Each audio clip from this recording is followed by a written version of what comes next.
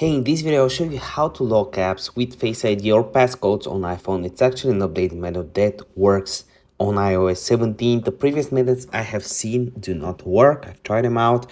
So there's a few things you should know. First of all, a lot of apps, if you go to your settings, Face ID and passcode, type in your passcode or Face ID, you will notice that you have other apps that are already using Face ID. They're already locked, but you can't really add new ones, right? You can go here and add new ones, but I'll show you how you can do that. The first thing you want to do is swipe up and type in shortcuts right here, right? You want to type in shortcuts, right? So when you have this menu open, you want to click on the middle, automation, click on new automation, scroll down until you find app.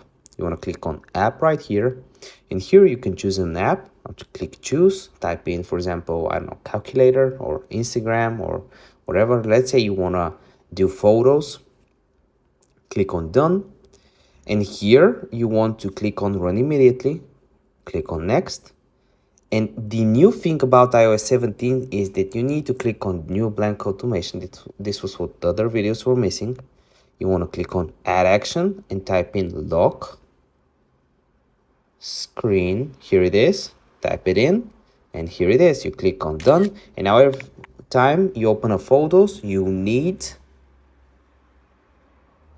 the lock screen. The screen will be locked, so it will require a passcode or Face ID. If you still have any questions, if you can find something in the menu, let me know in the comment section down below. I try to reply to every single comment.